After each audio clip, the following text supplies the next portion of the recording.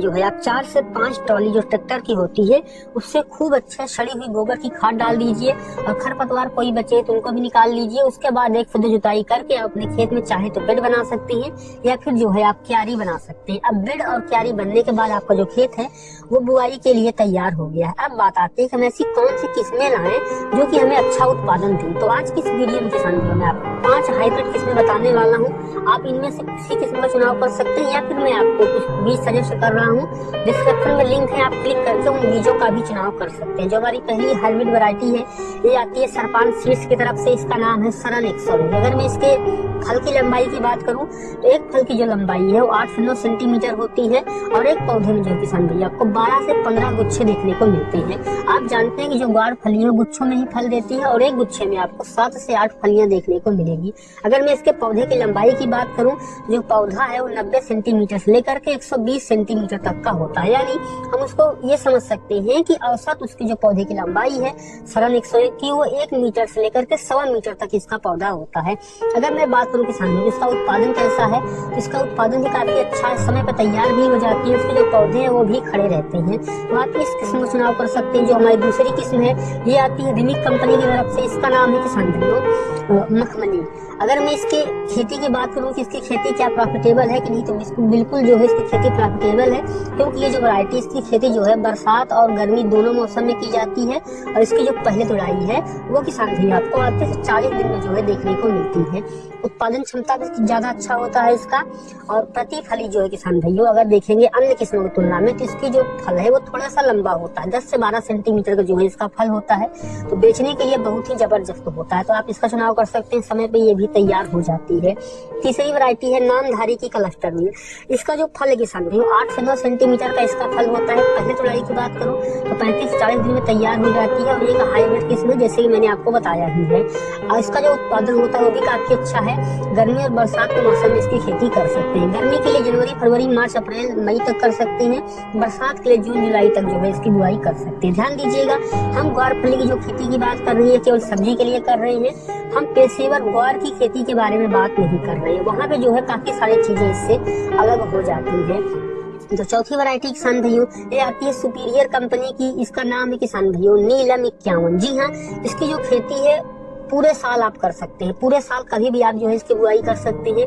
फली की लंबाई की बात करूं 10 से 12 सेंटीमीटर का इसका फल होता है और इसकी जो पहले तुड़ाई है वो 45 दिन में शुरू हो जाती है। फलियां भी अच्छी आती हैं, गुच्छे भी जो है इसके काफी ज्यादा अच्छे होते हैं, तो आप इसका भी चुनाव कर सकते हैं। जैसे मैंने कहा 10 से 12 सेंटीमीटर का इसका फल होता है, पूरे साल लगा सकते हैं, पहले तुड़ाई 45 दिन में आ जाती है। पांचवी और आखिरी वैरायटी है आयरिस कंपनी की क्लस्टर में। ज्यादा उत्पादन देने के लिए ये वैरायटी भी जानी जाती है।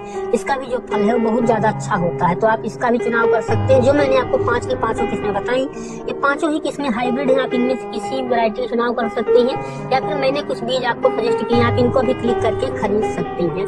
और अब हम बात करते हैं किसान भाइयों खाद और स्प्रे शेड्यूल की। खेत हमारा तैयार हो गया, बीज हमने आपको रिकमेंड ही कर दिया। अगर बात करूँ बीज दर की तो एक खेत अगर आप 1 एकड़ खेती कर रहे हैं ग्वार की तो 8 से 10 किलो बीज की जरूरत पड़ती है। लेकिन अगर आप बीज के लिए कर रहे हैं, बीज के लिए नहीं कर रहे हैं केवल सब्जी के लिए कर रहे हैं तो 5 से 6 किलो जो है प्रति एकड़ आपको बीज काफी होता है। अगर मैं बात करूँ बुआई का तरीका क्या होता है, पौधे से पौधे की दूरी आप 30 सेंटीमीटर रख सकते हैं और लाइन से लाइन की दूरी वो इस बात पर निर्भर करता है। अगर आप कोई और फसल लगा रहे हैं तो अपने हिसाब से एडजस्ट कर लीजिए, नहीं तो जो है आप लाइन से लाइन की दूरी जो है किसान भाइयों 15 से 20 सेंटीमीटर रख सकते हैं।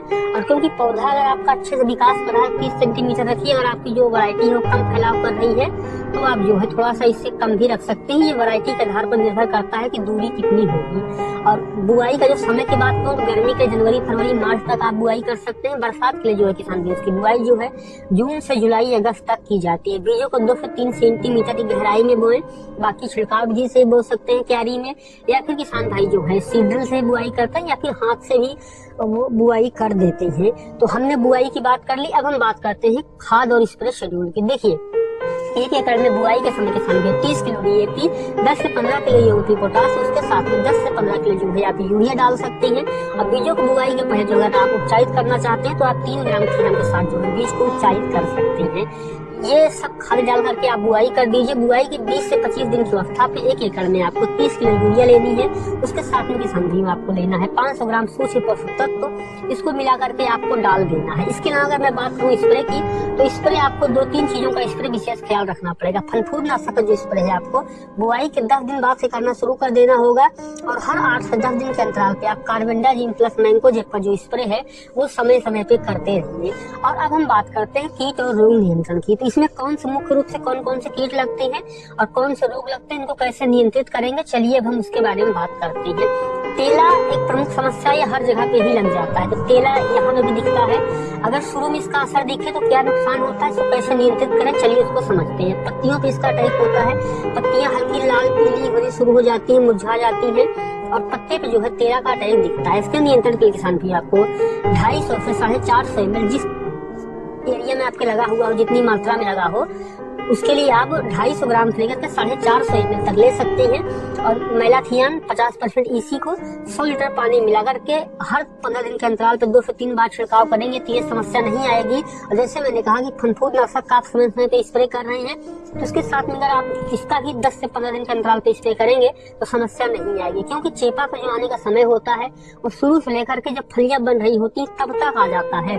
तो चेपा ऐसा नहीं कितने दिन हो गए तो अब नहीं लगने वाला है, लग ही सकता है। तो मेलाथियान जो है इसकी परफेक्ट दवा है, आप इसका स्प्रे कर सकते हैं। ये भी जो है आपको मेलाथियान प्रोडक्ट में मिल जाएगा, आप वहां से क्लिक करके खरीद सकते हैं। इसके अलावा किसान भाइयों माहू लगता है, तमाम तरह की इसमें जो है समस्याएं मौसम के हिसाब से लग सकती हैं, आप उसका नियंत्रण कर सकते हैं। अगर मैं बात करूँ रोग कौन सा इसमें मुख्य रूप से परेशान करता है, तो वो है किसान भाई झुलसा रोग। जी हाँ, झुलसा रोग जो है पहले से तने हैं, शाखाएं हैं, इस पे जो है गहरे भूरे रंग के धब्बे विकसित होते हैं, फिर ये जो है गंभीर रूप से बढ़ जाते हैं, जिससे तना फलियां सब जो है वो सूख जाती है। तो इसके लिए क्या कर सकते हैं, देखिए इसकी रोकथाम के लिए जो है आप ऐसी किस्मों चुनाव कीजिए जिसमें झुलसा रोग ना लगता हो, ये तो पहली चीज हो गई। लेकिन अगर लग गया है तो क्या करें, इसके लिए किसान भी आपको इंडोफिलियम 45 जो है या फिर कैप्टन ले सकते हैं 250 ग्राम 100 लीटर पानी मिलाकर के स्प्रे करेंगे तो ये समस्या नहीं आएगी। जैसे मैंने कहा स्प्रे शेड्यूल में कि अगर आप जो है फनफूद नाशक का चाहे इंडोफिलियम 45 हो, साइथेन हो, कोई सी भी ऐसी दवा हो जिसमें कार्बेंडाजिम मैंकोजेब होता है, अगर उसको आप समय समय पे स्प्रे करते रहेंगे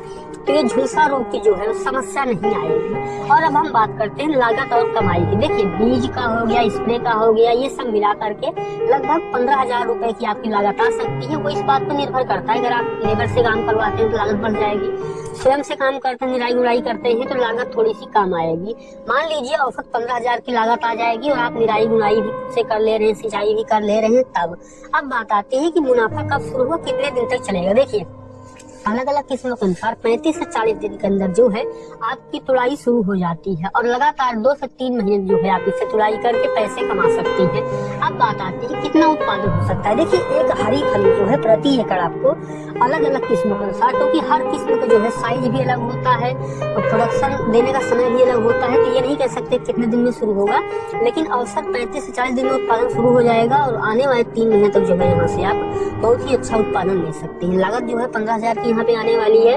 और अगर मैं बात करूं कि इसकी जो है आप हरी फली बेच सकते हैं, सूखी फली भी जो है उसको भी बेच सकते हैं, इसके जो पौधे के पत्ते होते हैं, डालियां होती हैं, उसको भी जो है जानवर खा लेते हैं। और मिट्टी में जो है ये नाइट्रोजन को सोख करके भी रखती है, तो न सिर्फ आपके लिए अच्छी ये फसल है बल्कि आपके पशुओं के लिए और आपकी जो मिट्टी है उसका भी स्वास्थ्य बनाए रखने के लिए जो है ये काफी अच्छी होती है।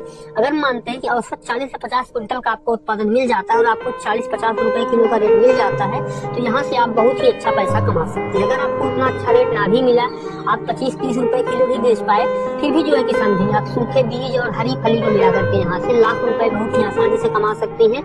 यानी बहुत ही कम बजट की खेती है, कम लागत और कम अनुभव में जो है यहाँ से आप बहुत अच्छा पैसा कमा सकते हैं। तो ये थी ग्वार फली की खेती की जानकारी कि आप जनवरी के महीने में ग्वार फली की खेती करके कैसे यहाँ से पैसा कमा सकते हैं। वीडियो का एक कमेंट जरूर कीजिएगा, चैनल पर पहली बार है सब्सक्राइब कर लीजिएगा। और किसान भाई अगर आपका कोई सवाल है तो आप मुझे कमेंट कर सकते हैं, मैं इसका भी जवाब देने की कोशिश करूंगा। वीडियो देखने के लिए आपका बहुत बहुत धन्यवाद।